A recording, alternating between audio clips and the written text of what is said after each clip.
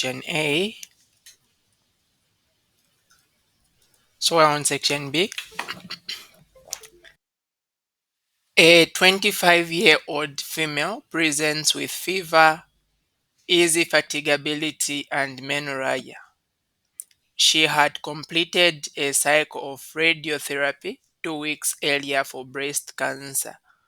A full blood count showed HB 4.5, that's low, MCV is normal, platelets, which is low, actually very low, white blood cells 1.9, which is also low.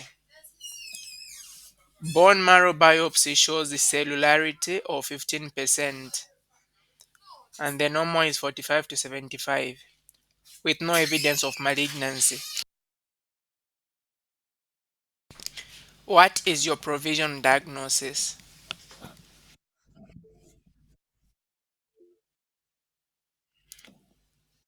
Anyone that one? Aplastic anemia. Why do you think so?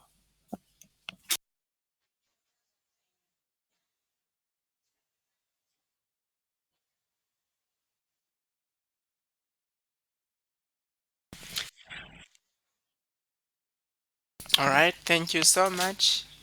Is there any other thought?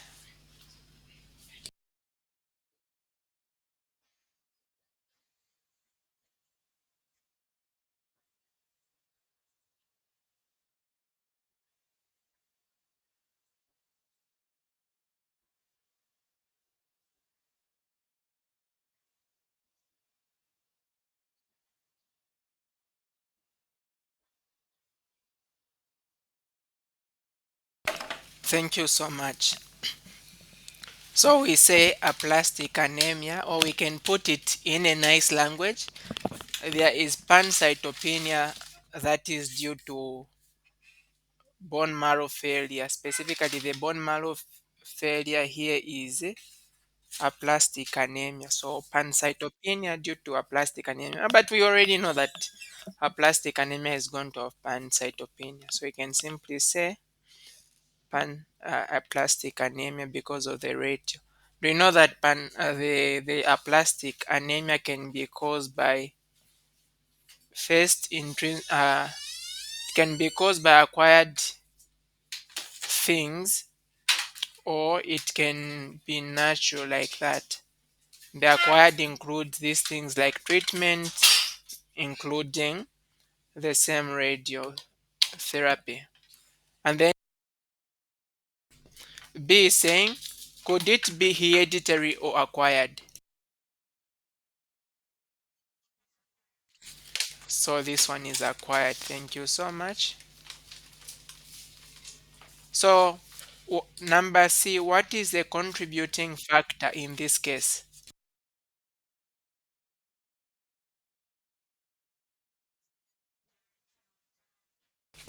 Thank you. The radiotherapy.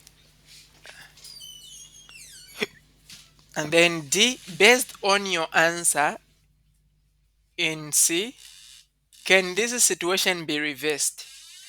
Having seen that it is caused by radio, can it be reversed?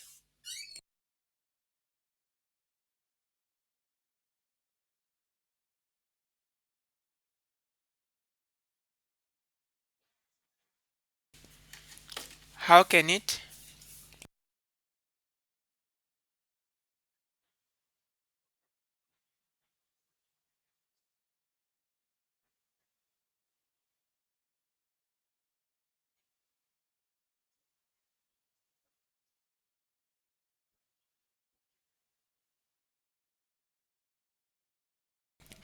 All right, thank you so much. So, in other words, it's not permanent simply because there is this pancytopenia after the radiotherapy doesn't mean that it is the reduction in the number of blood cells as reduced once and for all. So, it can be reversed with time and also treatment. Sometimes you can as well get to do to whatsoever treatment that would be given to increase the number of cells that have reduced can reverse the effect. And then E, give one possible explanation for the fever. Why is this patient experiencing fever?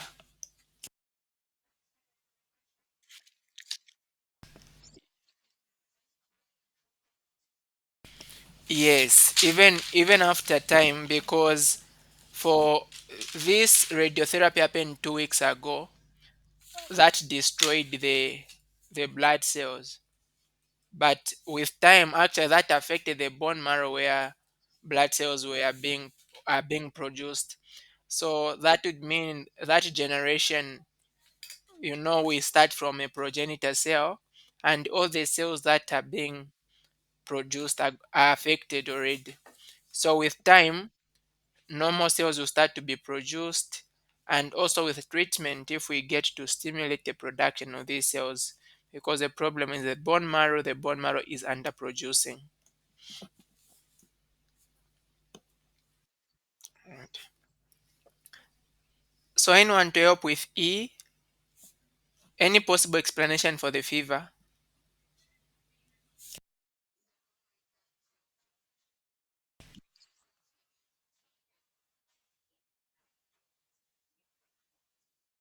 Thank you so much. So the reduction in the number of white blood cells makes the patient to be susceptible to infections. And as a normal mechanism of response to infection, what the body does is that it's going to be able to release heat, and that causes the fever. Number two, a 69-year-old previously healthy female has been feeling increasingly tired and weak for several months. She is found to be anemic with hemoglobin of 8. She has a history of peptic ulcer disease with occasional hematemesis and melena. This is where someone is having the, how do I even say it? Okay, when they go to the toilet, the the the stool is dark and also blood in that case. The MCV is 65, which is low. MCH is 19, which is low. Peripheral smear shows small, pale erythrocytes with occasional pencil cells. You see some cells that are pointed. And then you have got elliptocytes. These are cells that you're going to see that are looking like this. And then you have got teardrop cells. And teardrop cells, they more look like the way I've written this one. You know how a tear is. You see a cell like something like this. And then you also have target cells. Target cells, you have got your normal cell like that. Normally, for a red blood cell, you're supposed to have a central pad. On the center here should be pale. But for these target cells, you have got a pigment, and then it is pale, and then you have got another normal structure the way the red blood cell is supposed to be at the end. Just this structure on the middle here is not supposed to be there for a normal red blood cell. So if you find it in peripheral smear, that's a target cell. So we have got low MCV, low MCH, and then we have got also low hemoglobin. How would you classify the anemia that this patient has?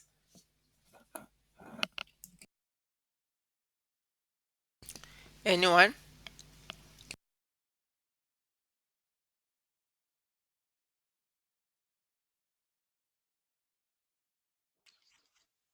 Yes, doc.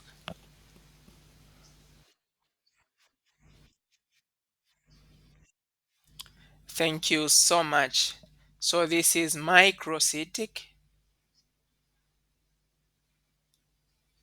hypochromic anemia. So when you look at MCV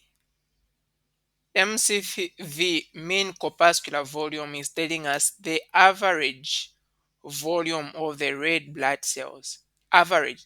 So if you get, let's say, all the red blood cells, one is, let's say the volume is 70, another one is 100, another one is 150, another one is 80. For you get them, you find the average. So that's the MCV. And MCV, because we're talking about average volume, that is basically the average size. And so that is telling us the size of the red blood cell. If it is greater than, sorry, if it's greater than this range, then it means the cell is big. If it's small, is that's micro. If it is within the range, that is normocytic. And then MCH tells us the hemoglobin, mean corpuscular hemoglobin, the amount of hemoglobin that is present in the red blood cells. And you know, hemoglobin is what is responsible for the color of the red blood cells because it carries the iron. So if it is a lot, the cells are going to have a high color, so that will be hyperchromic. And this is low, that's hypochromic. Okay. And then number B is saying, what is the underlying cause in this patient? Anyone that can help with that?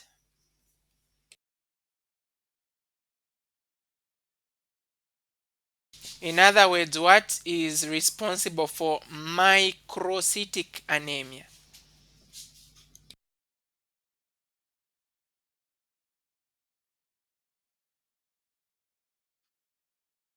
So this is something that, pardon, doc?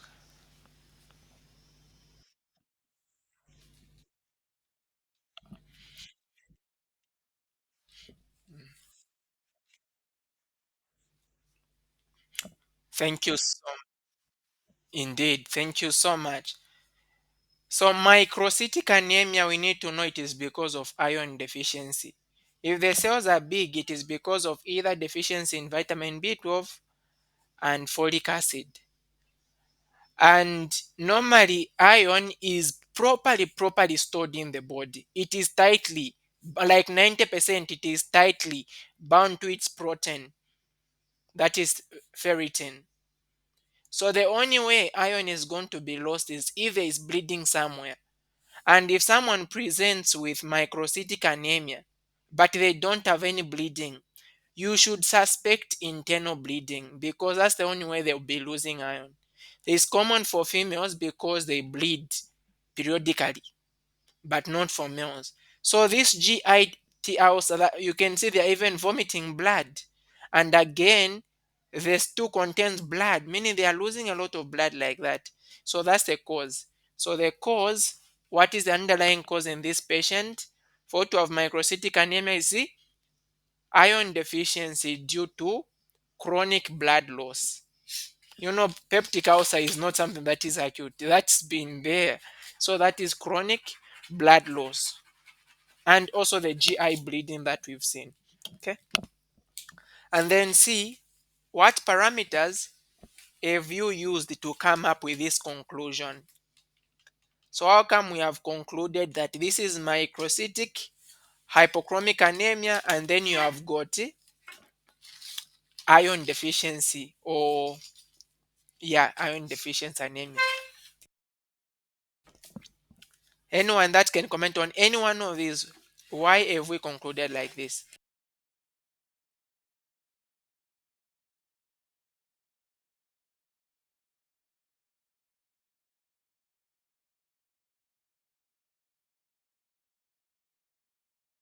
So to start with, can you see a microcytic? We are looking at MCV for us to comment that these cells are microcytic. So these are microcytic cells because the MCV is low, and then it is hypochromic because the MCH is low. And then we have also said it is iron deficiency anemia. Look at hemoglobin. Hemoglobin, which carries iron, is also low, right? So that is why. So we can look at those three things. Those are the important ones that helps us to determine the type of anemia. Now, besides that, besides using that, you can as well use the cells. Just a characteristic description of the cells that we can see on peripheral smear describes this kind of anemia, like the target cells, these elliptocytes, the teardrops, and then the erythrocytes that are oc- with occasional pencil cells. So these are some descriptive for iron deficiency anemia. And then, what is the differential diagnosis for this type of anemia? Anyone that can help with that one? What are the differentials for iron deficiency for microcytic anemia? Number one we can mention is iron deficiency itself. Maybe because you are not eating, that is poor diet, that is not having any iron. Remember, iron is stored in the liver, so vegetarians are likely to have all these necessary nutrients that cause anemia to be missing, because nearly all of them are kept in the liver, like iron, vitamin B12, and folic acid. So for those who don't eat animal products, they're likely to have that. Another problem would be maybe someone is eating, but then they've got malabsorption syndrome, so they can't absorb the food, right? So that can also be another problem. Anyone else with another differential diagnosis besides iron deficiency?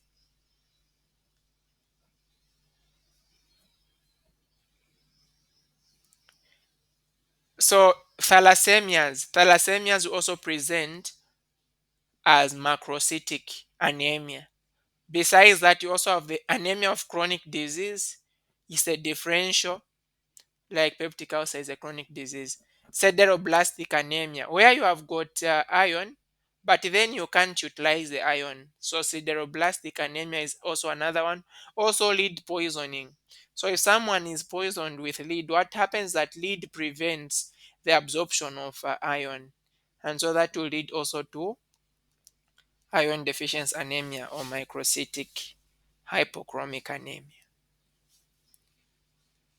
And then, so let me just mention here, we have got different other types of anemias. For example, we have got hereditary spherocytosis. Even from the word spherocytosis, you have got, a normal red blood cell is supposed to be like this, and then it's supposed to live like a central pallor. But for spherocytes, you can see the cell is going to be like this. There is no central pallor. And the cause for hereditary spherocytosis can be because of the problem in the protein spectrin. Besides the spectrin, just think of S, hereditary spherocytosis and spectrin, but also a combination of spectrin and anchorin can as well cause this condition. Besides that, there is also a deficiency in what is known as band 3, which is a protein, and also a deficiency in protein 4.2. Actually, not deficiency, but dysfunction of protein 4.2. These are possible causes for hereditary spherocytosis. There's also hereditary elliptocytosis. Now, for here, the cells are elliptocytes, like they look like this. You see them longer like that.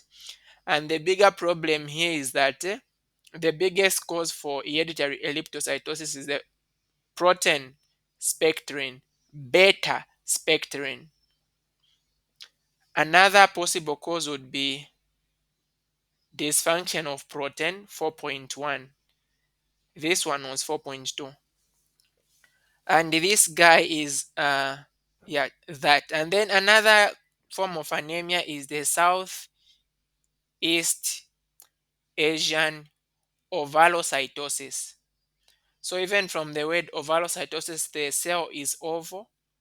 So this is a deletion in band 3, the same band 3 that we also saw here. And so the same thing will happen because the cell is not having the proper shape. There's going to be destruction, and then there's going to be reduction in the amount of hemoglobin. You also have glucose 6 phosphate deficiency, glucose 6 phosphate dehydrogenase deficiency. Now, what glucose 6 phosphate itself does is that when you're talking about the pentose phosphate pathway, it causes the production of NADPH and NADP. This is the oxidized, this is the reduced form because it has got hydrogen. So these will be products in the pentose phosphate pathway. And the importance is that when you have got NADPH, what it will do is that it will get glutathione that is oxidized, meaning that it doesn't have hydrogen. It will get that hydrogen from there and then it will be reduced. And the reduced glutathione, what it does is that it gets hydrogen peroxide, which the body produces to destroy our cells and break it into water and hydrogen. And these are not bad. So when you don't have this enzyme, it means that you don't have the reduced glutathione. So meaning that the body cannot convert the harmful hydrogen peroxide to the less harmful. And so there will be a destruction of the red blood cells. So that is how that one happens. Okay. And so in some people, because it is this guy is genetic, it is actually an X-linked recessive trait. So females that have got that are heterozygous, meaning that on one chromosome they have got the gene, the other one is normal. They are still going to be normal, but they are carriers. So what happens is that they are actually protected. Malaria cannot come and destroy those, like the Plasmodium falciparum cannot come and destroy those red blood cells. So meaning that someone that is a carrier for the G6 speed, remember we said that it is X-linked recessive, is protected. But the problem is that for a man, you can't be a carrier because you only have one X chromosome. You are either having it or not. That's a problem. Another thing that I didn't mention was okay, I'm going to mention it.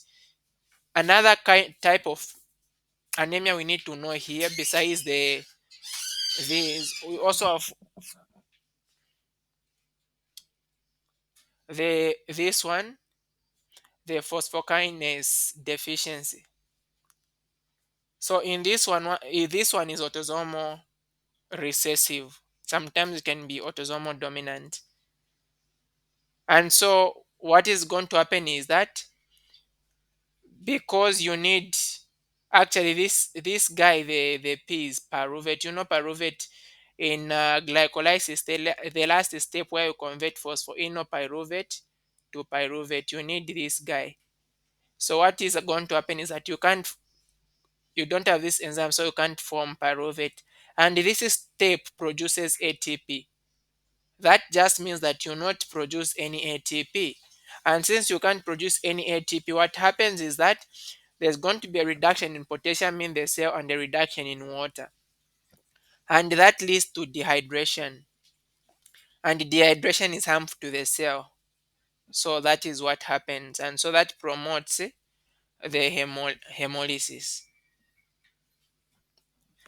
The last one I should mention is the anemia that is due to cytochrome B5 reductase deficiency. So this one is a mutation. The problem also is in hemoglobin, so it is also autosomal recessive. And the problem here is because we don't have this enzyme cytochrome B5 reductase, it keeps iron as iron 2 plus. In other words, it keeps iron in its reduced state. But what happens is that when you don't have this enzyme, iron is going to be converted into iron 3 plus. And the hemoglobin that contains iron 3 plus is known as mate hemoglobin. Mate hemoglobin doesn't have capacity to carry oxygen, and so that leads again to anemia. So these are ones that I wanted to mention, which are of importance. So how would you confirm the diagnosis? Now that we've said this is iron deficiency anemia, microcytic hypochromic anemia, how can we confirm diagnosis?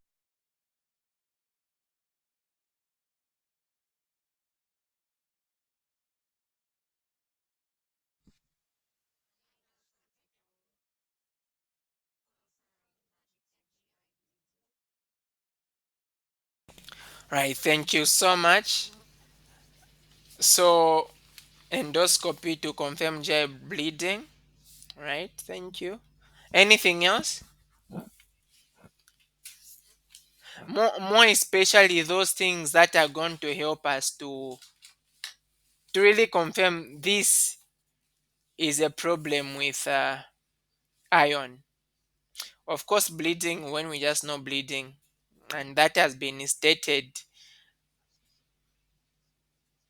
Any other test that we can carry out, especially those that are going to be pointing to iron, since we know that is going to be the one that's lacking. So you can look at serum iron itself. You want to see if the problem is because of maybe someone is not just absorbing it, or they don't have enough iron. You expect the iron to be low in this condition, right? You can also look at the level of ferritin. You know, ferritin is the guy where iron is normally bound. So because there's a reduction in iron, you expect that plasma ferritin is also going to be low. Now, ferritin can increase in infections. Okay, so we need also to take note of that.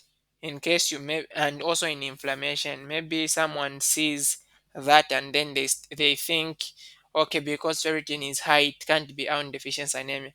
Ferritin is going to increase in infection and inflammation because it is an acute phase protein, and we said phase proteins increase when you have got inflammation. It's a negative acute phase. This one is a positive acute phase protein. The negative ones are the ones that reduces. That's why in inflammation is going to increase. And then when you look at transferrin, this is the guy that transports iron. And this one, in this condition, you expect it to be elevated.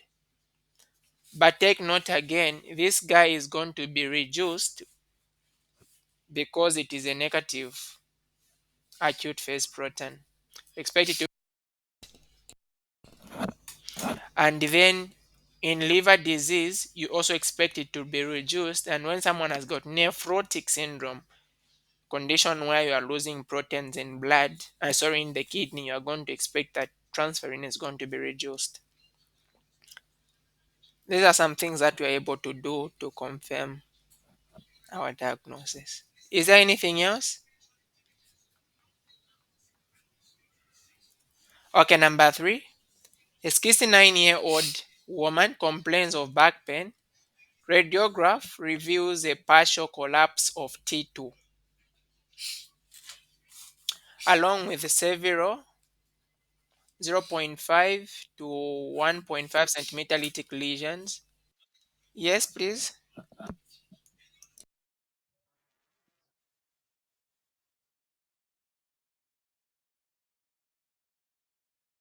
Anyone to confirm that?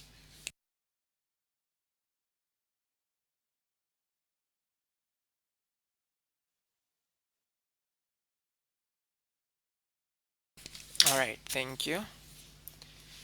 So this patient, 69 years old, has got a back pain. Radiograph reveals partial collapse of T2 along with the several 0.5 to 1.5 centimeter lytic lesions. Bone marrow biopsy is performed and a smear of aspirate shows mostly plasma cells. What other laboratory tests would you perform in view? Now, this question, the way it started like this. Okay, let's start with C. What is your diagnosis?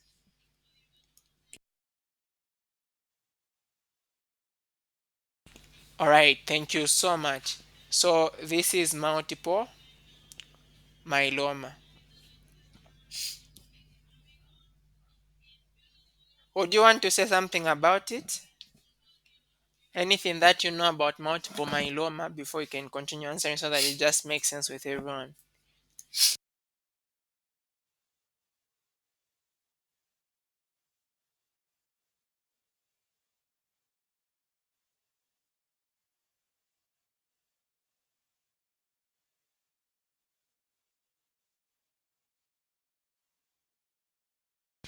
All right, thank you so much.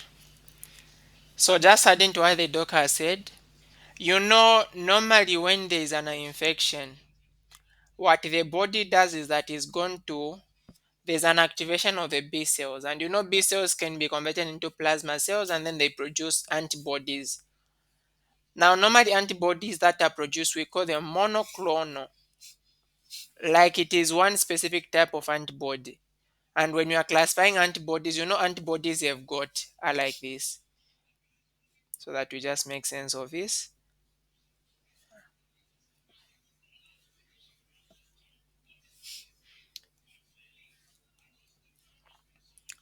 So an antibody is going to look something like that, where you have got the ones in blue, that those are the heavy chains, and then you have got the ones in red, which are the light chains. So the heavy chains will determine what type of antibody we have, and this will determine whether you have got IgG, IgA, IgM, IgE, IgD. This the shorter chains will describe if what type of antibody we have. Shorter term For the shorter chains, we have got the kappa ones and the lambda ones. So meaning you can have IgG kappa or IgG lambda. Okay, so like that. So what happens is that normally antibodies are going to be produced, specifically monoclonal, meaning that the same type. If you have produced IgG, you produce IgG against a certain, let's say, infection, or in a certain condition. But what happens in multiple myeloma? This is this is cancerous, in which there is overproduction of antibodies, overproduction. And normally, when antibodies are produced, the light chains are going to be produced in excess, but they're supposed to be less than like 10 micrograms per mil. And when you see they are greater than that, that will be suggestive of someone having multiple myeloma. So what you do is that when you perform the electrophoresis, when you are looking at the proteins in the body, electrophoresis normally is supposed to be like this, where you have got your albumin is very high, and then you have got your alpha 1 globulin, alpha 2 globulin, and then your beta globulin, and then your gamma. So this is albumin. This is alpha 1 globulin, alpha 2 globulin. This is the beta globulin, which are the clotting factors. And then this is the gamma globulin, which is the antibody. But then what you are going to see in multiple myeloma when you look at electrophoresis is that this graph is going to be, it will go much up. And you call this as the M spike. It's called the M spike. So what has happened here is that antibodies produced by the B cells and the plasma cells, the light chains, of course, are synthesized, as we've said, in excess, and the excess normally is supposed to be cleared by the kidney. And we have said normally it's supposed to be like 10 milligrams. I said milligrams per day that is supposed to be produced. But in this condition, greater than 10 is produced. Okay. And then when you are measuring these antibodies, when you're performing urine dipstick, you have got albumin there.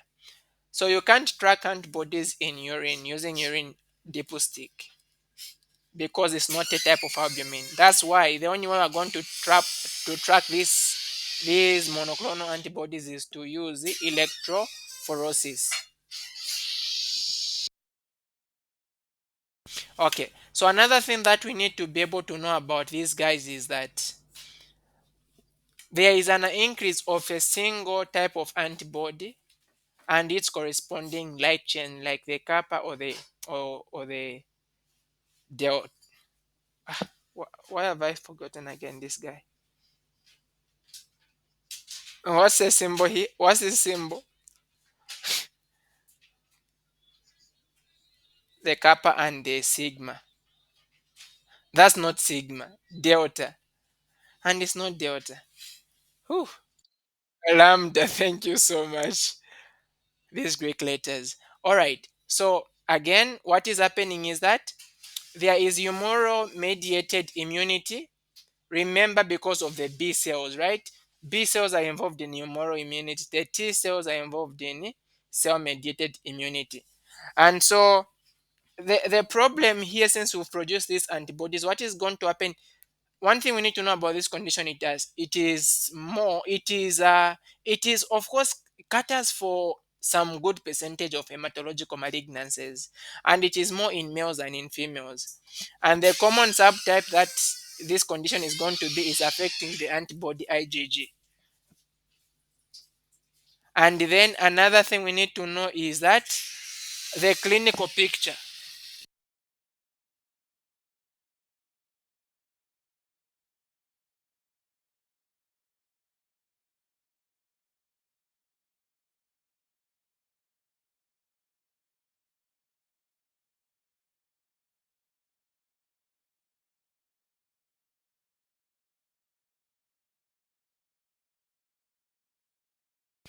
All right, sorry for that. So what I was saying is that the clinical picture, when you are looking at someone that has got this condition, you are going to have skeletal problems, because what happens that these antibodies are now going to start going to the bone, and they will start breaking down bone. And you know, when you are breaking down bone, what happens is that you are going to be increasing calcium. So calcium is going to be seen in blood. Besides that, the most characteristic feature that you are going to see here is bone pain, specifically for the vertebra and the ribs. And then there's also going to be fractures. Please take note that these fractures are pathological, meaning that someone has got an infection and then they are now having these fractures. Not something normal. For example, someone is involved in a road accident. No, pathological fractures. And then there also be some hematological things that you'll be able to see, like anemia. That is one characteristic thing that you see with this condition, because the red blood cells are also going to start to be destroyed, and then there's going to be an increase in erythrocyte sedimentation rate. That is because the red blood cells start clamping together in what is known as a Rolex. They'll start clamping together, and that increases the erythrocyte sedimentation rate. And besides that, it's as well going to increase the bleeding time. On the nerve, it can cause radiculopathy. Look at this. This is our vertebral bone, and you know nerves are coming from here. So when there's injury to these vertebral bones, they'll be able to compress the nerve roots, and that is what is known as a radiculopathy. And they also cause another clinical thing that we are going to be able to see is, besides the radiculopathy, is going to be neuropathy. Now, neuropathy is representing the nerve itself, not the nerve root. So that's the difference. And then there will also be CNS manifestation like lethargy, confusion, weakness because of the increase in calcium due to breaking of bone. Besides that, you're also going to see someone is going to have to be having these recurrent infections, because you've increased one type of antibody, but then when it comes to infection, you need to have all the antibodies at least high to be able to protect you. So that increases the chances of recurrent infections. Some renal problems are also going to be seen. So that is a general overview about the multiple myeloma. So take note just some complications that can arise because of this condition. There can be renal tubular acidosis. So what happens is that there's what we call these same light chains that are going to be accumulating. They have got a name. You are going to see them in urine, and they are called, these same light chains here, because they are a lot, they are called Benz Jones proteins when you see them in urine. And so what happens that these same Benz Jones proteins, they are going to be able to damage the tubules of the kidney, not the glomerulus, the tubules. That is why here the glomerular filtration rate might be maintained. But then what happens is that the effect is on the tubules. And so that causes a problem when it comes to removing the acid on the tubules. So there's going to be renal tubular acidosis. Specifically, you have got type 1 and type 2. Type 2 affects the proximal tubules, and then type 1 affects the distal tubules. And that is one complication, renal tubular acidosis. Besides that, someone is also going to be likely going into having proteinuria. So they'll be losing proteins from the kidney. But that proteinuria is not associated with the hypertension, meaning that someone has got a normal blood pressure, but then they're losing proteins.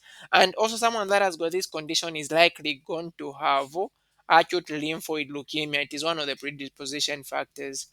Besides that, another thing is leukoerythroblastosis. So are going to be producing white blood cells and red blood cells that are mature, and you are going to be able to see them in peripheral smear. They've been released. That's leukoerythroblastosis. And the last thing is that it can result into renal failure, because what is happening is that the same M proteins that are being produced in this condition, remember we talked about the M spikes. The M is basically representing monoclonal antibodies. Same monoclonal antibodies, those guys are going to lead to less water. In other words, they are going to lead to dehydration. Think of this, because these are proteins, right? And you know that our body serum has got water and it has got proteins. So we are saying that proteins have increased, but the serum hasn't changed. Like the plasma hasn't changed, it's the same volume. So the meaning of that is that you have increased the solid and then you have reduced the water, but the volume has still maintained. So what happens? That means that you have lost water for you to have that space to put the proteins in. So there is dehydration because of that loss of water due to the accumulation of the M proteins, and that is what leads to renal failure. Okay, so we can now do question number A.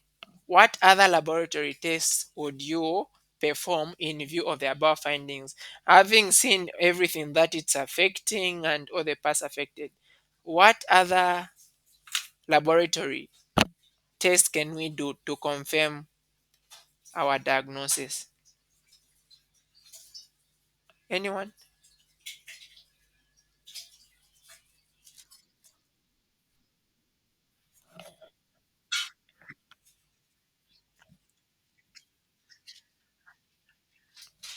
Thank you so much. So we can do urine analysis, and also macroscopically you have got accumulation of these proteins, so the urine is going to end up looking fluffy, right? Thank you so much. Anything else?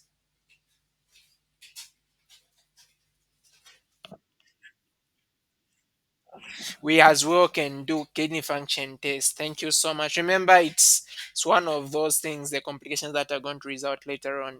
The kidney is normally damaged. Anything more?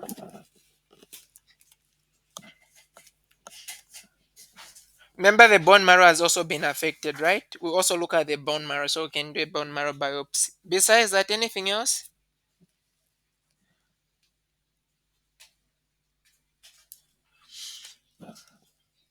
This effect of the bone marrow means that we have affected the production of the white blood cells. So we can also look at the complete blood count.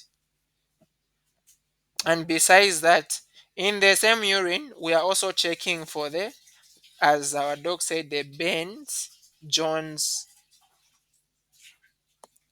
proteins.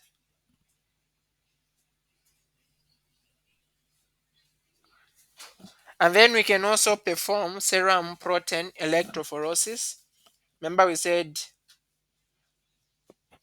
this is the only way we'll be able to detect the abnormal M proteins or the globulins that are being produced by the plasma cells. And then B is saying what test. So let me just summarize on B. The test that we first on A, right? What other tests? We summarize just on A. Number one, we can perform serum protein electrophoresis. We want to look at the M proteins, right? We can as well look at the 24-hour urine collection to be able to detect the Ben Jones proteins. Complete blood count, we can also look at the bone marrow biopsy. And then C is saying, what's your diagnosis? We already mentioned. D, what are some of the complications of this condition? Anyone to help with that?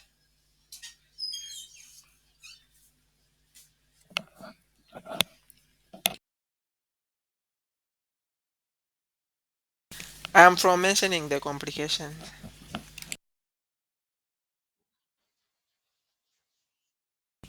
Thank you so much. Fractures are more likely to happen. Any other complication?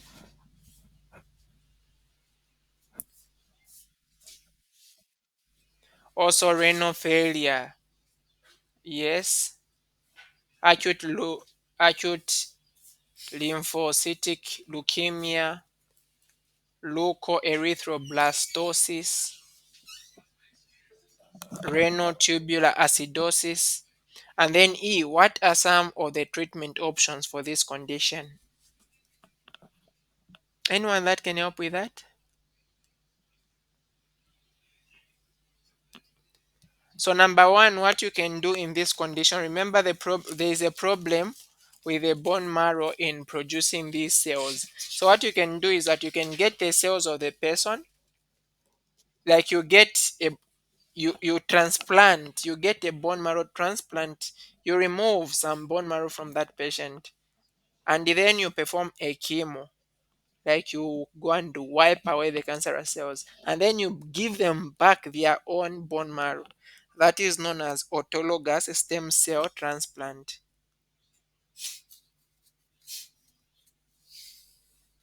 Autologous stem cell transplant. Besides that, you can as well just give them a chemo or even immunotherapy. There are antibodies that the body is producing. You can as well give antibodies against the antibodies that the body is producing. I hope you get that. Because those antibodies that the body is producing are the ones that are giving us all these effects. So you can also do that. Also, just a normal stem cell transplant and radiation therapy. And at the end, you also want to give supportive therapy just to support the symptoms and such.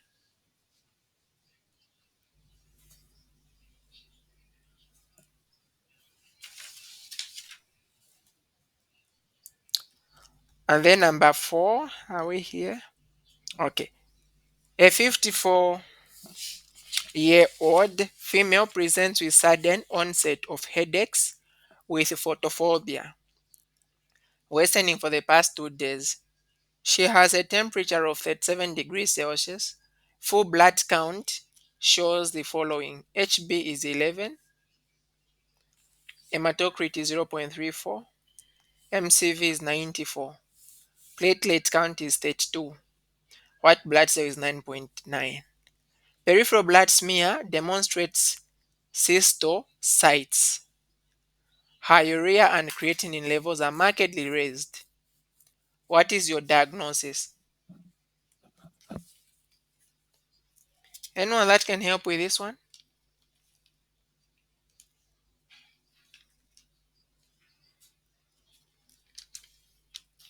Okay, so let's look at the problems here. And like from the data that you've been given, anything that you've noticed that is not normal from the information on the question before we can even look at the diagnosis.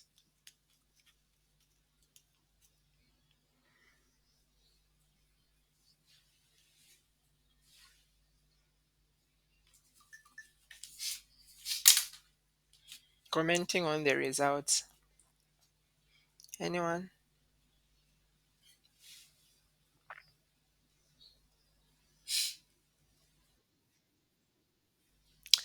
Yeah, so we have got low platelets. That's number one. Anything else? Look at hematocrit 0.34. Is that normal?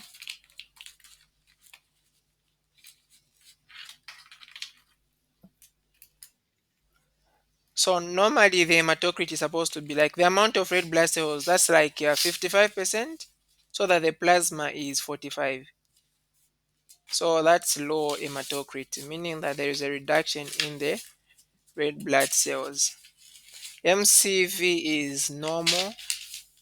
Hemoglobin 11.2. That's like normal. nearly normal for a female because like it starts at 12, but it's still a bit low. And then you're also seeing cystocytes. So in other words, you are looking at a condition where you have got low red blood cells and low platelets. What's the name of that condition? You can imagine there's no the white blood cells, the normal is 4 to 11, and this is normal. So there is no more red white blood cells. We would have thought of pancytopenia, but white blood cells are not affected. So we have got a condition which is known as TTPP, thrombotic, thrombocytopenic purpura. That's TPP. Sorry, TTP. And then you have got another one. I want to mention these two so that we see their differences. You have got another one which is known as hemolytic uremic syndrome.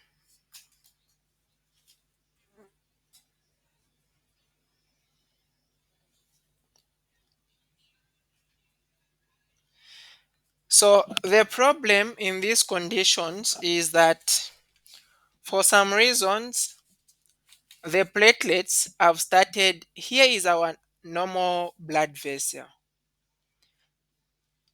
So for some reason the platelets have started clamping together in these small arteries. So you call it microangiopathy. So I've got these small blood vessels where the platelets have started clamping together. So what happens is because of that, the red blood cell with its beautiful shape cannot pass here. And so what happens that is going to be compressed and converted into a shape that it can at least use to penetrate. So it ends up appearing like a cystocyte. The shape has changed because it's trying to pass in there. And at the same time, they'll be destroyed. That's why you can see a reduction in the red blood cells. So, specifically for thrombotic thrombocytopenic purpura, what is happening is that you have got a nice gene that you're supposed to have. It's known as Adam TS13. This Adam TS13 produces the enzyme Adam TS13 enzyme. Is a gene. So what happens is that you either don't have this guy inherited, there's a deficiency of this gene, or you can acquire it. But the acquired one, what happens that the body forms antibodies against the protein Adam TS13 itself. And what this guy normally does is that you know the von Willebrand factor, when there is a distraction of the blood vessel, there's exposure of the von Willebrand factor, and then platelets come to attach there. So Adam TS13 protein, what it does is that it is going to convert the von Willebrand factor multi multimer, meaning that this big structure, this is the active form of von Willebrand, to the inactive form, which is the von Willebrand factor monomer. So if you don't have this enzyme, you can't convert the multimer which is active to the monomer. So what happens is that every time the platelets are moving, they'll be attaching to this guy because it's already active. And that is causing these small clots in the blood vessels. And because you are keeping the platelets on these clots, there's that reduction in the platelet level. And that's what is leading to thrombocytopenia. And then the reduction in the white blood cells is because of the reaction that is going to happen. The white blood cells will start to be destroyed. So the features of thrombotic thrombocytopenia, number one, there's going to be microangiopathic hemolytic anemia. These small blood vessels when the clot forms, the red blood cells are going to start to be destroyed. That's number one feature. Number two feature, there's going to be thrombocytopenia because the platelets are forming these clots. And so, let's say when you go and measure the blood count at this point, the platelets are all hidden at this point. So they will be low, that's hence the thrombocytopenia. So because of that, it's also going to to lead into an acute renal failure. That's another feature. And then there's also going to be fever and neurological symptoms. Something that is very similar, specifically, this can be related to a chromosome number 9, specifically the long arm of chromosome number 9 at the 34th segment. So that is chromosome 9q34. That's what the problem is. So hemolytic uremic syndrome is so similar to this one. But the difference is that for hemolytic uh, uremic syndrome, it is caused normally by E. coli, specifically the E. coli that produces the sugar-like toxin. Anyone that remembers it?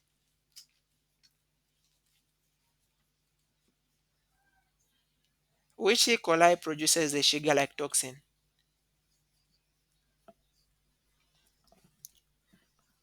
So you have got the enterohemorrhagic E. coli. It's also known as E. coli O15787. So when you just see this, it means the enterohemorrhagic. So when this guy produces the sugar-like toxin, that sugar-like toxin is going to go and destroy the endothelial cells. The destruction of the endothelial cells is going to now activate the platelets, and then they start clamping together. So it has got a triad of symptoms. Number one, it is microangiopathic hemolytic anemia. I'll just put abbreviation microangiopathic hemolytic anemia, which was also a feature of thrombocytopenic pupilla. And then another feature is thrombosis. The third feature is renal failure. In other words, these same features for hemolytic uremic syndrome plus fever and then plus neurological symptoms like confusion. Those will be the features for thrombotic thrombocytopenia.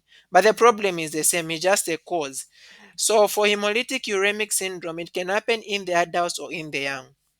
So in the adults, you call it atypical. Just think of adults, that typical. And then the typical happens in children. And so the typical, what happens is that there's going to be bloody diarrhea because of the enterohemorrhagic toxin. So when you are treating this condition, don't give antibodies. I mean antibiotics. Why? Because what has caused this is not the bacteria itself, but the toxin. So antibiotics will not work. Besides that, don't give platelets because someone has got thrombocytopenia, want to replace the platelets. No, don't do that. The problem is that when you give platelets, they'll all come and again clamp at this point. They'll just worsen the condition instead of helping. You're trying to restore the platelet level, but you're just worsening it. Okay, so that is the condition. So specifically for this one, we have chosen the thrombotic thrombocytopenic pupilla and not the hemolytic uremic syndrome because from the data that we've been given, at least we don't have any history of this person being having any one of these bacteria that can cause hemolytic uremic syndrome. Enterohemorrhagic E. coli is the most common, but you have got other bacteria that can cause it. So that's why we've gone for this guy here.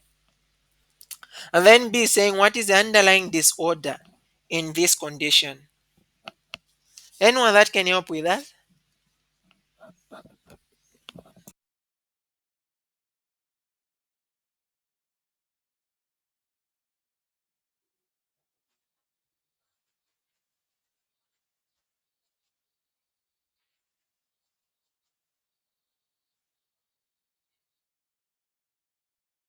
All right, thank you so much.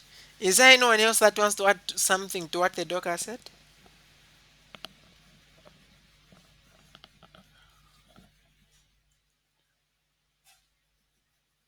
Anything else? To add to what the doc has said there.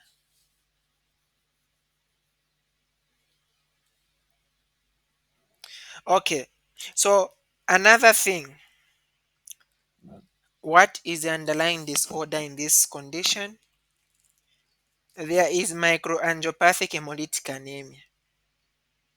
So what's the problem really there? What we are saying is that there is destruction. There is first clamping of the platelets, and that reduces the lumen, and so there's the destruction of the red blood cells.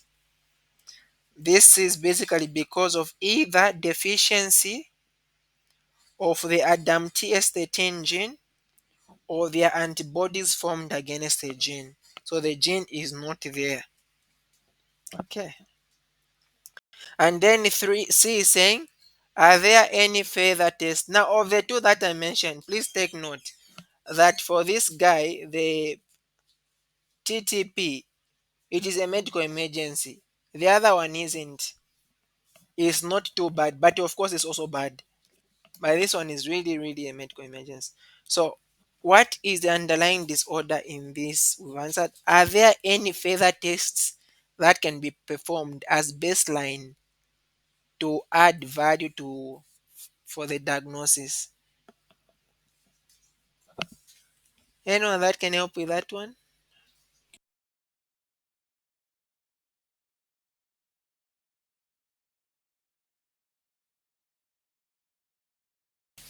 Okay. Yes, they are there. We can do the Adam TS13 activity assay, and that one what we are basically doing is that we are measuring the activity of the enzyme. We want to see if the enzyme is there. If it is not there, you confirm. Besides that, you can also perform the direct Coombs test, and you want to see what has led to the destruction of these cells, like the white blood cells. Now, because the destruction of the white, the sorry, not white, but the red blood cells, the destruction of the red blood cells is not caused by antibodies. So direct Coombs test is going to come out negative because it is a test to see, to confirm hemolytic disease that is being caused by autoimmunity. So this one is not caused by autoimmunity. So when you do it, it's going to come out negative. Okay. So besides that, another thing that you can do is you can look at coagulation studies. So on coagulation studies, what is happening here is that, remember coagulation, you have got those 5 stages. Specifically, this coagulation that is happening is only the first stage. Actually, that's the second stage, where you are forming just a transient uh, primary clot. You don't have the clotting cascade. So because it is only the primary clot that is affected, when you measure the bleeding time is going to be high. When you measure the prothrombin time and thrombin time, those guys measures the clotting factors, and those come in as a secondary clotting mechanism. So those are going to be normal because in this condition, you don't have the activation of the secondary clotting mechanism or the clotting cascade. It's just the platelet plug. So take note of that. So that's another thing that you can do. You can as well look at lactate dehydrogenase to see if there is indeed hemolysis, because you know if there is a breakdown of the blood cells, the enzyme is going to be there, increasing in circulation. And then D is saying, what are your treatment options? Anyone that can help with that one?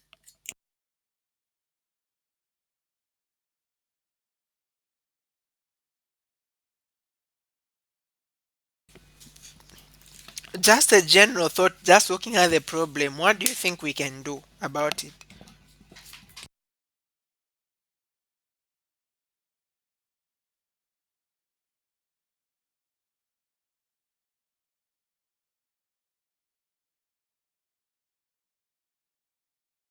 Okay, so what we can, yes, please. Pardon?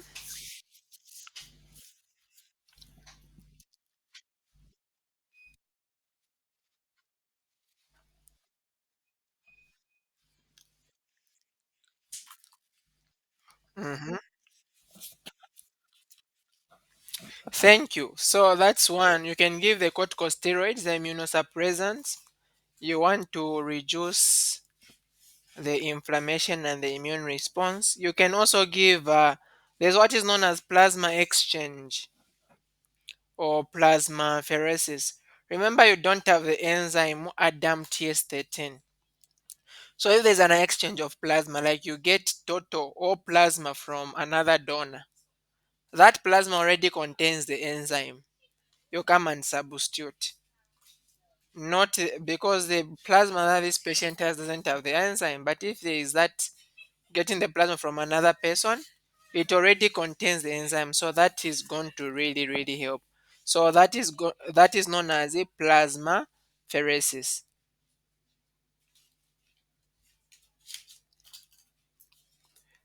Besides that, you can as well give monoclonal antibodies. L- For example, you can give rituximab, monoclonal antibodies. And these ones, what they are doing is that they are targeting the B cells so that they don't produce uh, the antibodies that are destroying the what? The ADAMTS13 protein. Would this condition be considered hematological emergency? Why or why not? Anyone that wants to help with that?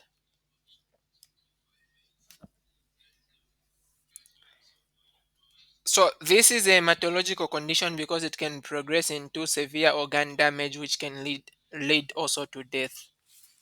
Imagine you are not supplying because of those crosstats are forming. It means that blood will not be reaching to some other tissues, and that will be destructive. Okay, the last section, list modifiable and non-modifiable risk factors for atherosclerosis. Let's start with modifiable. Remember, atherosclerosis is anyone that wants to define it.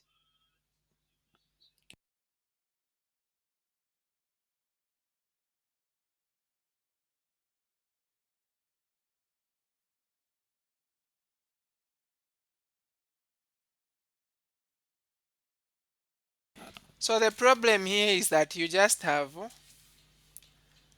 lipids accumulating in the blood vessels, forming those thrombi, and so blood can't flow.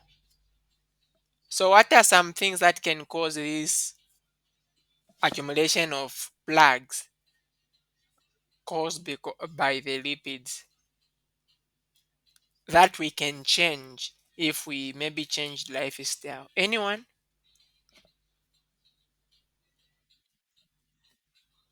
Thank you so much. So this one I said and briefly explain it. So we have got alcohol.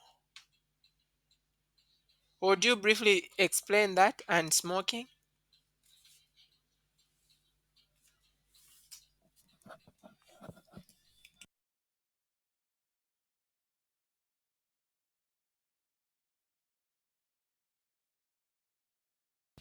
All right. So what happens is that when someone is smoking, the tobacco, that smoke, can damage the endothelium because it has got harmful chemicals.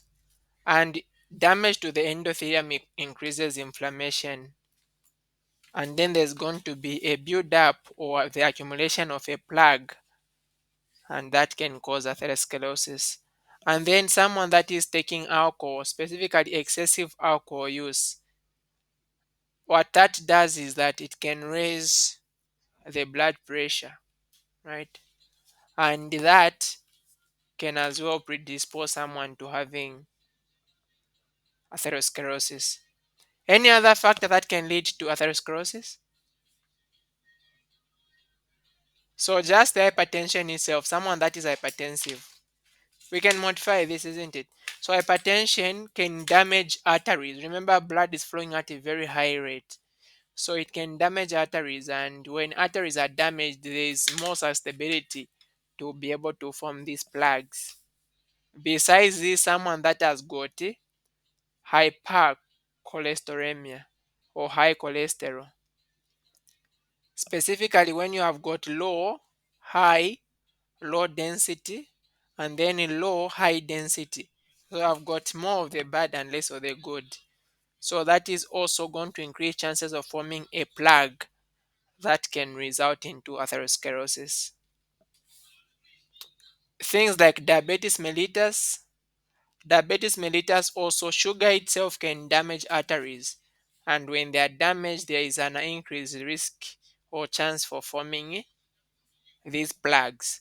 Obesity also, because obesity is more related to lifestyle. So meaning that obviously someone is taking in a lot of fat, and that a lot of fat can now start blocking these blood vessels. Besides that, also unhealthy diet. Imagine the diet is just composed of lipid or just a lot of lipids, and also stress. What stress does is that it increases blood pressure. When there's an increase in blood pressure, it can get to ruin the blood vessels, and that increases the chances of someone having this condition. Besides that, also those that are physically inactive, physical inactivity. Imagine someone is just sitting every time sitting, so that gives more chance for these lipids to be able to accumulate in the body. That will be the same one with age, like those who are much older, because they are mostly immobile. So there is more chance for these things to be able to accumulate. But then age is not something that you can change. So we'll put age on the non-modifiable. Anyone that can mention anything else that is non-modifiable besides age?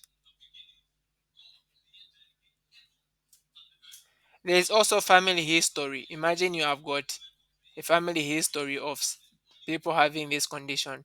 So there are some conditions that can really increase the risk of someone developing atherosclerosis. For example, there are some things that pass in families. So for the family history, just means that there are something related, it flows in the families. So there's some genetic predisposition. So I can also say genetics.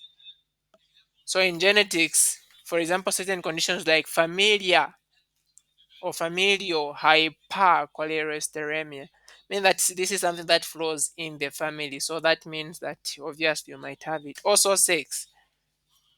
So it is more greater in males than females, because males are more exposed to stress and such. But for women, it tends to increase after menopause. Generally, males have got a higher chance, but it increases after menopause. And also ethnicity. Some ethnic groups, just their lifestyle makes them to be at a higher risk of having this condition because of maybe the kind of food that they eat and that. Okay, so that is it with this question. And then number two, define hypersensitivity and briefly discuss the types of hypersensitivity. Anyone that can help us, what is hypersensitivity?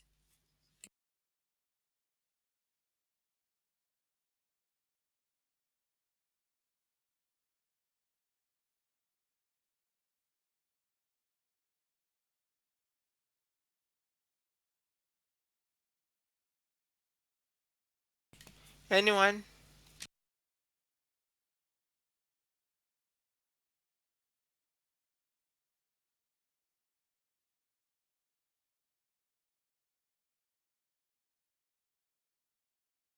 Are people there?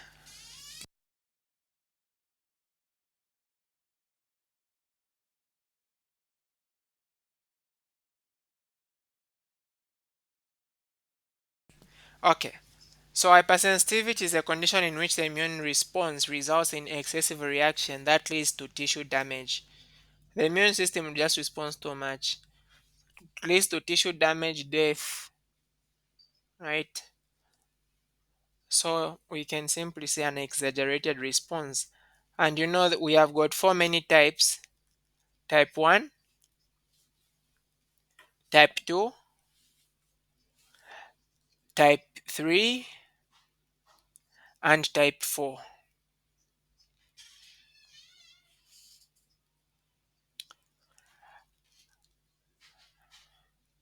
So when you look at the first three types, these ones are immediate, type 1, 2, and 3. These are immediate. They happen within seconds or minutes.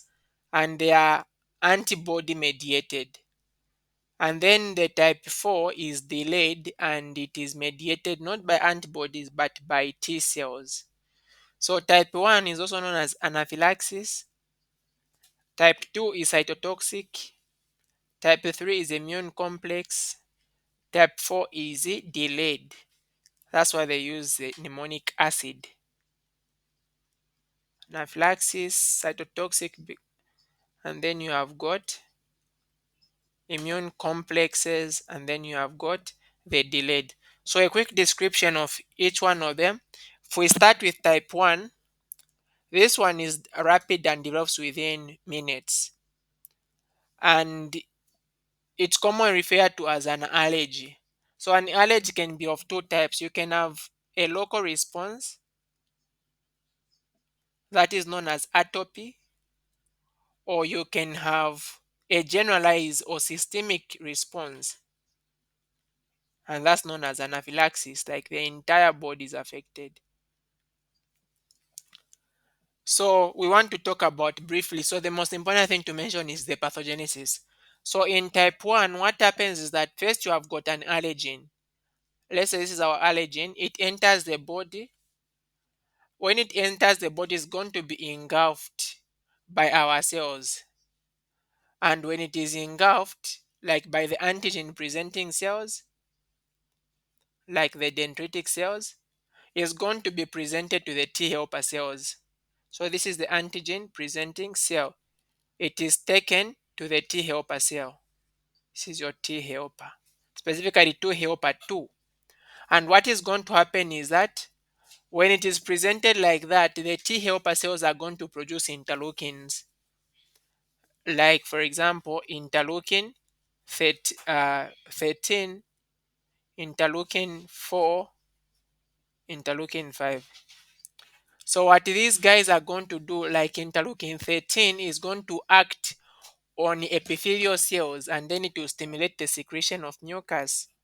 Interleukin 5 is going to activate eosinophils and then they are going to be recruited to come into the reaction. And then the interleukin 4, what it does is that it's going to now stimulate B cells. And then when it stimulates B cells are going to be activated to plasma cells. Those plasma cells which are formed, they are going to start producing antibodies. Specifically, they are going to produce IgE.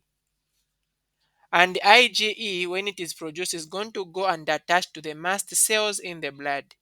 And then it will be able to bind to the mast cells. When it binds to this mast cell, we say that the mast cell has been sensitized. And what happens that when this same allergen comes for the first time, for the second time, the second time that it comes, it is going to enter and then is going to be able to stimulate the mast cells, which because they were already sensitized and they contain, remember, the antibody, right? So IgE on the mast cell surface is going to be activated. Besides the mast cells, you also have basophils. They also play the same role. And that is going to cause cell damage, membrane lysis, influx of sodium and water. And that is going to cause degranulation. So the mast cell is going to break. Same way the basophil is going to be able to break. And then it will release all these granules that are responsible for these effects. Like, for example, the histamines, the serotonin, vasoactive intestinal peptide, these guys are going to be released. These are pro-inflammatory cytokines. So that is the brief overview of the pathogenesis of type 1. And then type 2, remember it is cytotoxic. What happens here is that you have got the antigen that is present on the on the target cell. For example, this is my cell. It is on this cell that you have got an antigen. So what happens is that circulating B cells are going to come in contact with this guy and then they are going to be activated. And then they'll differentiate into plasma cells, plasma cells now, instead of forming IgE, they'll form IgG or IgM. And when you form that IgG or IgM, you are now going to form the antigen antibody complex. So, in other words, the antibody is now going to come and attach here, the IgG or the IgM, forming the antigen antibody complex. And this complex is going to activate the classical pathway of the complement system. In the classical pathway, one important thing you produce is C3b. And the C3b, what it does is that it is going to bind to the target cell and then opsonize it. This same cell, remember this same cell that contains the antigen, it will now come and opsonize it. Remember, it is activating the neutrophils. The neutrophils are now going to opsonize, like they are going to surround this guy. And then phagocytosis happens. So that's the base mechanism of how the type 2 is happening. And then for the type 3, this one is the immune complex mediated mechanism. And so in the type 3, what is happening is that you have got an antigen that is soluble and it is circulating in the body.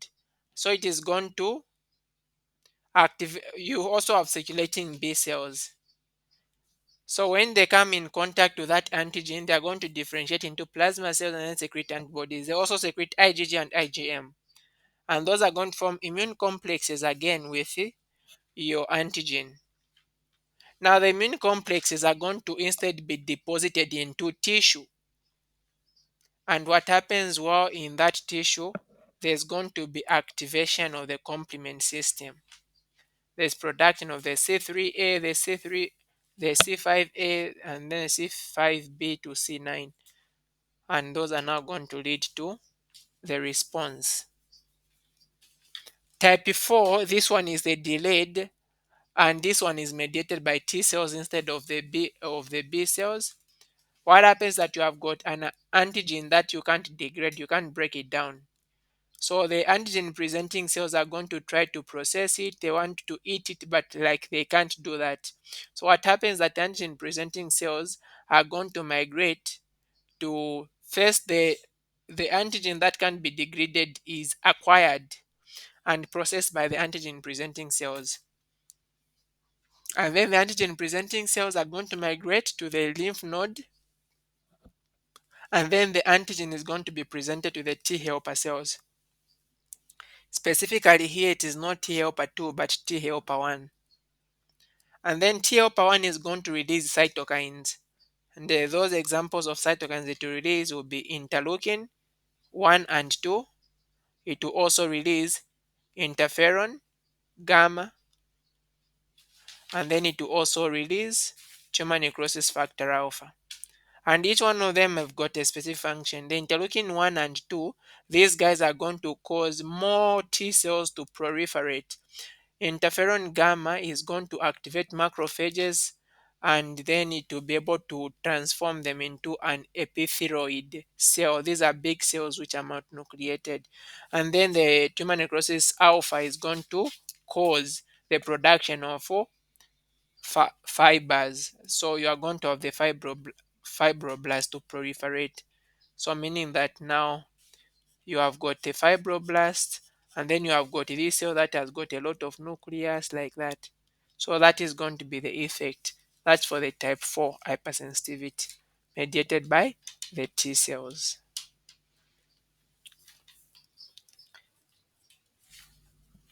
And then we have got this one here. A 34-year-old woman is recently diagnosed with breast cancer.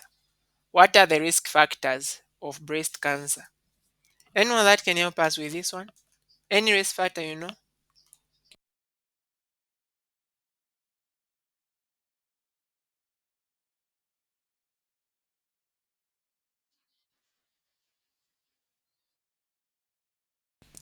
Thank you so much. It can be genetic.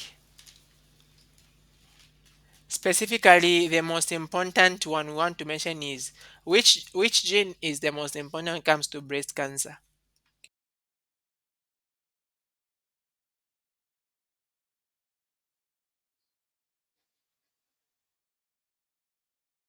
Yes. So that's one important one. You have got the BCR, sorry, BCR, either one or two. Now this is supposed to be BRC, isn't it? BRCA one and two. So these are major ones. And then also age is also important when it comes to breast cancer. So specifically, those ladies that start menses early and menopause is late, they have got a longer period of fertility. So they are more with a higher chance of having breast cancer. And then those who don't have any children, the naripala, they are also at a high risk of having breast cancer.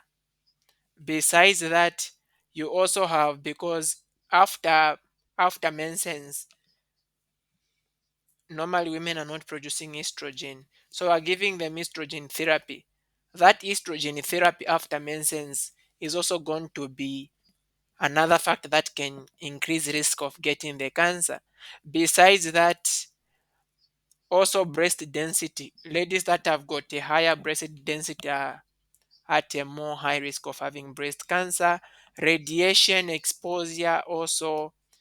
Breastfeeding. Those who are not breastfeeding have got a higher chance of having breast cancer.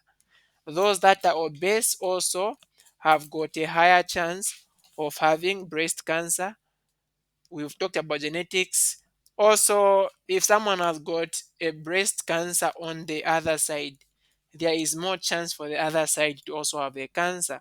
Environmental factors also, for example, organochlorine pesticides also increase risk of breast cancer because they've got estrogen.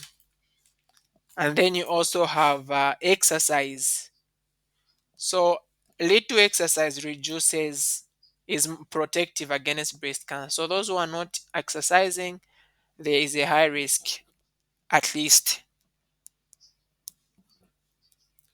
I think these are a lot. And also the geography where someone is increases their ability to have breast cancer. For example, someone is in an environment where, no, as a lady, unless you reach 30, you are settled, that's when you can have children. Those are more likely to have breast cancer because all that period when they are not having those children exposes them to the risk. Besides that, those which okay, this one should be for cervical cancer. And then be saying clinical presentation of breast cancer. How can breast cancer present?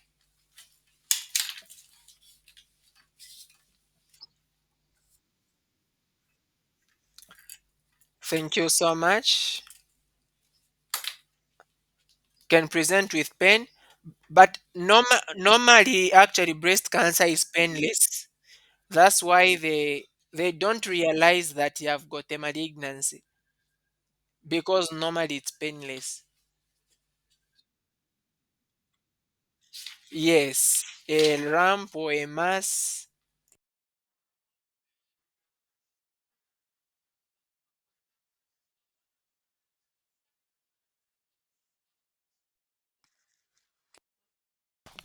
Would you say that again?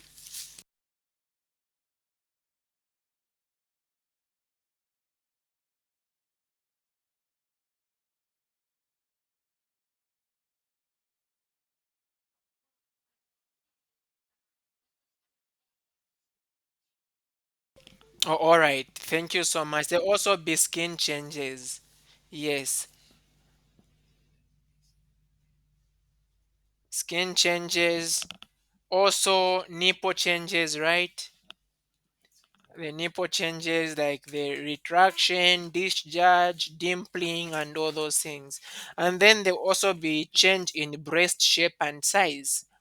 And then what is the approach in investigating breast lump?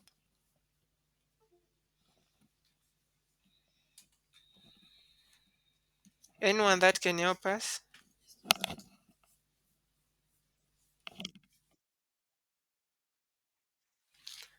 Okay. Okay, thank you so much. So remember, this is really not specifically mentioning breast cancer, but breast lump as in general. So we are going to use the triple assessment. The first thing we do is what? The clinical examination. And in the clinical exam, what you want to do is there is history there and physical exam. And you know what we are doing in physical exam, because this is a breast lump. You want to palpate it properly so that you can be able to describe the kind of lump. And then you also go to the imaging, right? The imaging, which can either be a mammogram or an ultrasound, and then you can also do a biopsy, specifically fine needs do biopsy. And then we can now do our last question. Peptic ulcers are chronic, most often solitary lesions that occur in any portion of the GIT exposed to aggressive action of acidic peptic juices. Define an ulcer.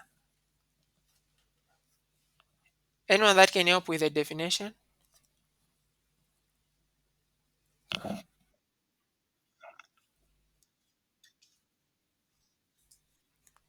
Thank you so much.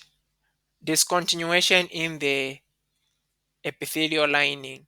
And then B, mention two sites where peptic ulcers common occur in the GIT.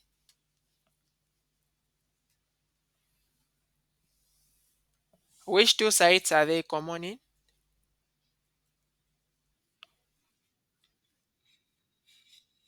Thank you so much. The first part of duodenum and also the stomach,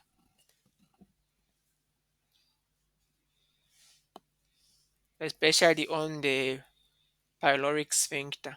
Give two conditions important for peptic ulcer development.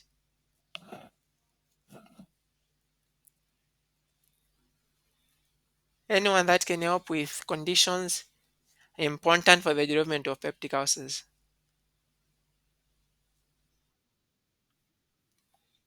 Yes.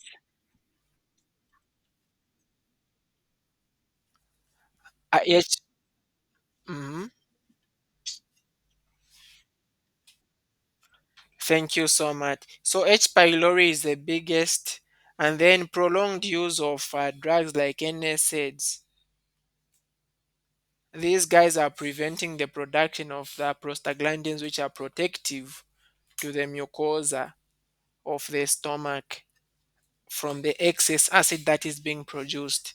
So they end up increasing the risk of having these ulcers. And then list the complications of peptic ulcers. What comes out?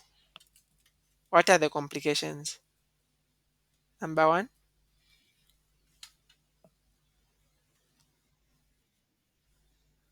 perforations. Thank you so much. So those wounds that are formed can actually end up going and can make holes in the GIT. Anything else? Those holes can actually go and reach to other organs, so that would be penetration. And then the biggest issue that causes hematesis.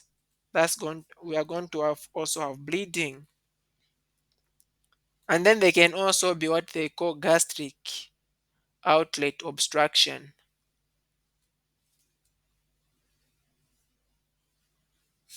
And what is happening here is that because of the ulcer, there's going to be inflammation. Remember, we said that for the stomach, this is more common somewhere here on the pyloric sphincter. So, if inflammation has happened here, there's going to be a blockade of this region that causes obstruction, so gastric outlet obstruction. So, these are the major complications for these four for peptic ulcers.